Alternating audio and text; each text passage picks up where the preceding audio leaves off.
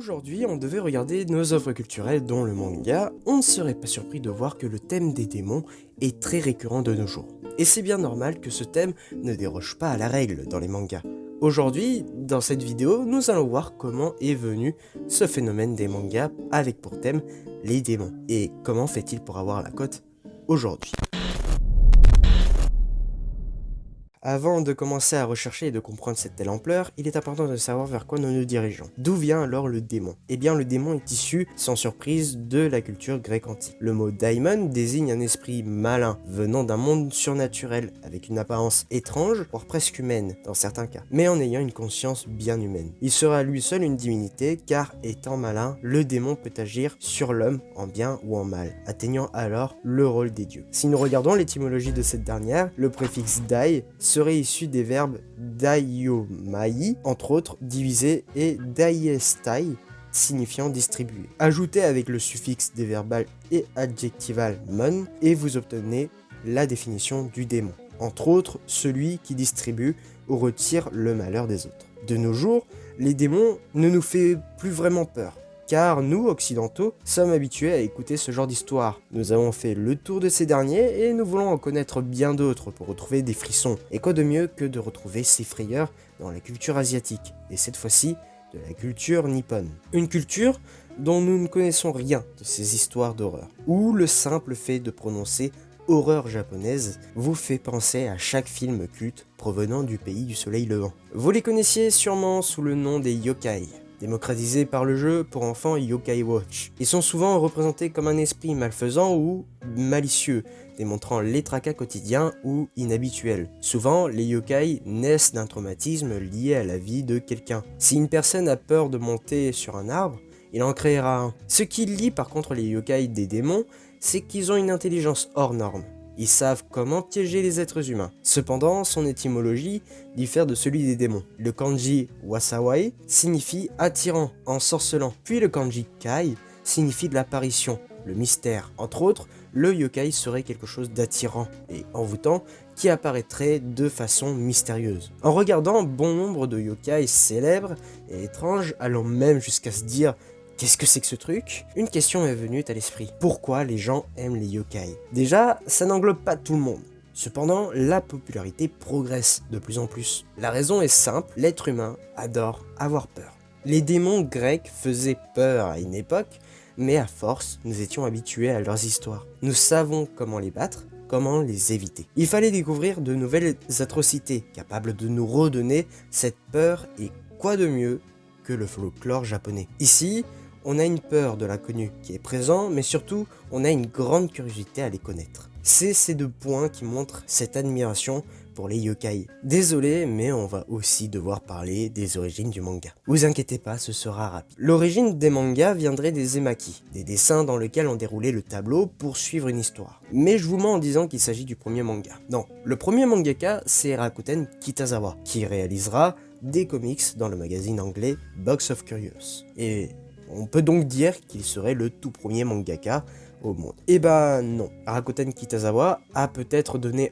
en premier lieu les tout premiers mangas, il ne respecte pas les codes que nous connaissions aujourd'hui. Car même si ce n'est pas dit, il se base sur les codes des comics. C'est Osamu Tezuka qui donnera les codes des mangas. C'est lui qui sera réellement le premier mangaka. De nos jours, les mangas sont omniprésents dans le monde.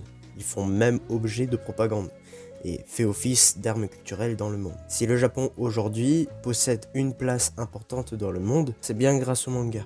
Le manga fait partie intégrante de la société française. Il est omniprésent et il est l'un des grands divertissements connus à ce jour.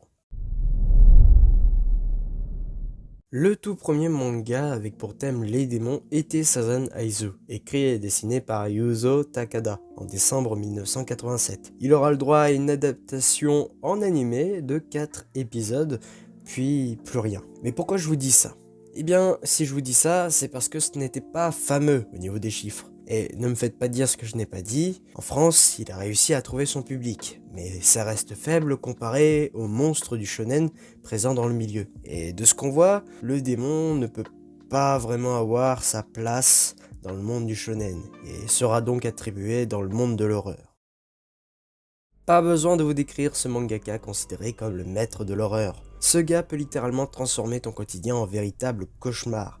Et c'est ce que les gens aiment dans ses œuvres. Mais pourquoi? Eh bien, il se base sur nos acquis. Il sait que s'il présente un monstre récurrent dans la société, les gens s'en lasseront de savoir comment les battre. Il joue alors sur nos sens. Il se sert de nos acquis pour en créer une arme à faire peur. Trash a d'ailleurs fait une vidéo magnifique à son sujet. Si vous voulez découvrir un peu plus sur lui, je vous conseille de regarder cette vidéo. Mine de rien, on ressent cette peur dans l'inconnu qui nous submerge.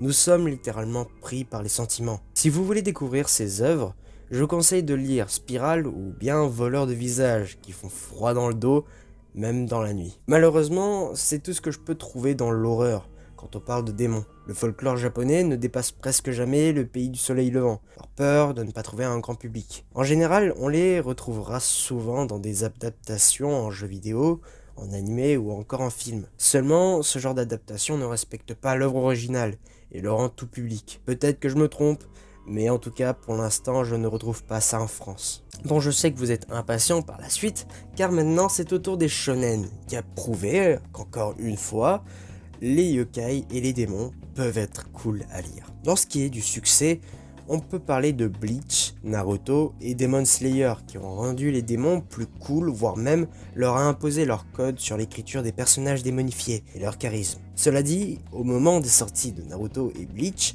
les démons ont soit un rôle de divin, comme ce qu'on voit aujourd'hui, soit un rôle de Shirakan. C'est bien grâce à Kimetsu no Yaiba que le démon aura une raison de tuer, un passé. Et c'est ce qu'il manquait dans les autres séries. Un background pour tous les démons.